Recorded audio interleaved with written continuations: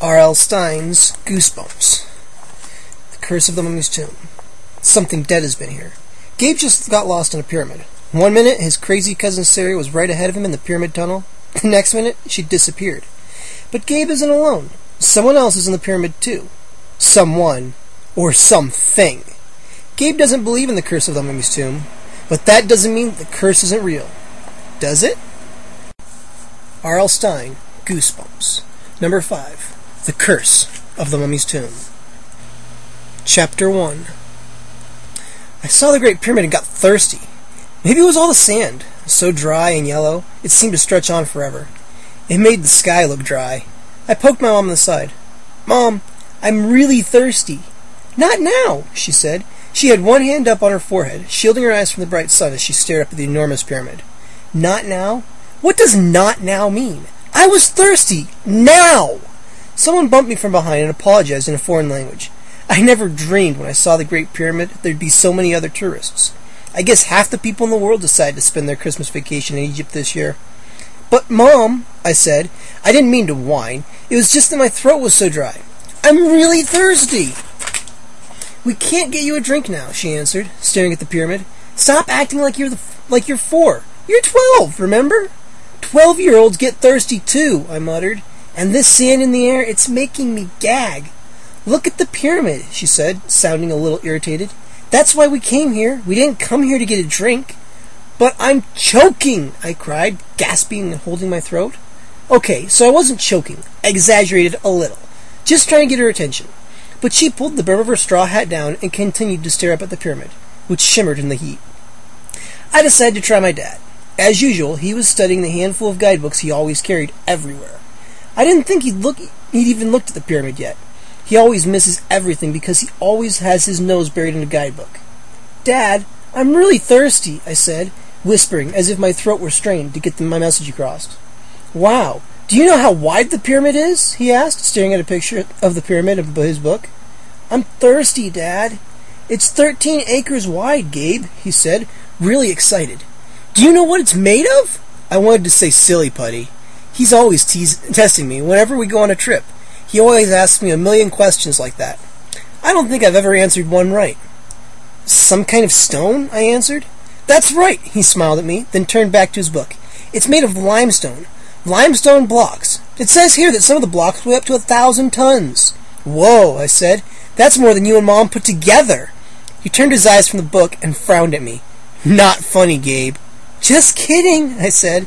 Dad's a little sensitive about his weight, so I try to tease him about it as often as I can. "How do you think the ancient Egyptians moved stones that weighed 1,000 tons?" he asked.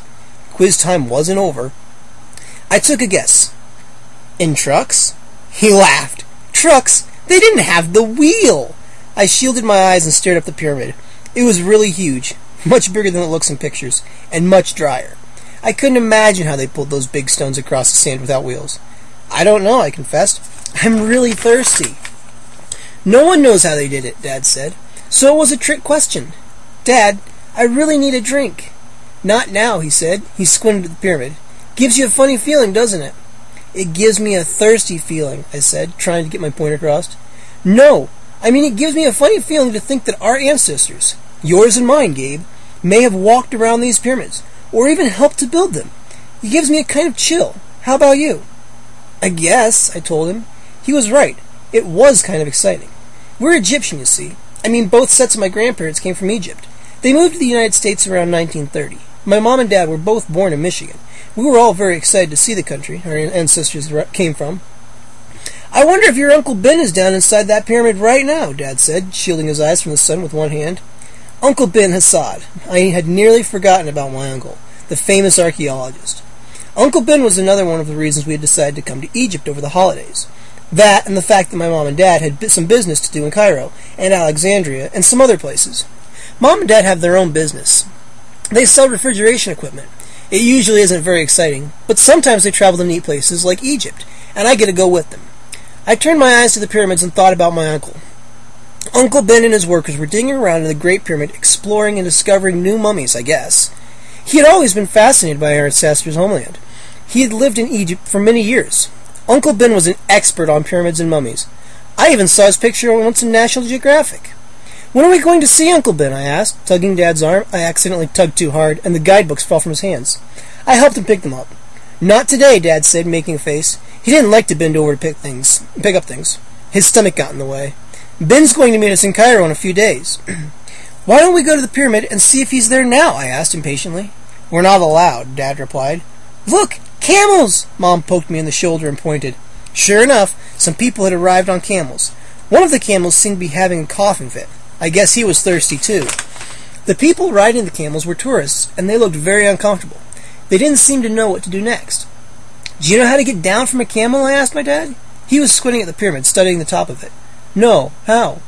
You don't get down from a camel, I said. You get down from a duck. I know, it's a very old joke, but my dad and I never get tired of it. Do you see the camels? Mom asked. I'm not blind, I replied. Being thirsty always puts me in a bad mood. Besides, what was so exciting about camels? They were really gross looking, and they smelled like my gym socks after a basketball game. What's your problem? Mom asked, fiddling with her straw hat. I told you, I said, not meaning to sound so angry. I'm thirsty. Gabe, really? She glanced at Dad, then went back to staring at the pyramid. Dad, do you think Uncle Ben can take us inside the pyramid? I asked enthusiastically. That would be really outstanding. No, I don't think so, he said. He tucked his guidebooks into his armpit so he could raise his binoculars to his eyes. I really don't think so, Gabe. I don't think it's allowed. I couldn't hide my disappointment. I had all these fantasies about going down to the pyramid with my uncle, discovering mummies and ancient treasures, fighting off ancient Egyptians who had come back to life to defend their sacred tomb, and escaping after a wild chase, just like Indiana Jones. I'm afraid you'll just have to appreciate the pyramid from the outside, Dad said, peering over the yellow sand, trying to focus binoculars. I've already appreciated it, I told him glumly. Can we get a drink now? Little did I know that in a few days, Mom and Dad would be gone, and I would be deep inside the pyramid we were staring at. Not just inside of it, but trapped inside it. Sealed inside it. Probably forever.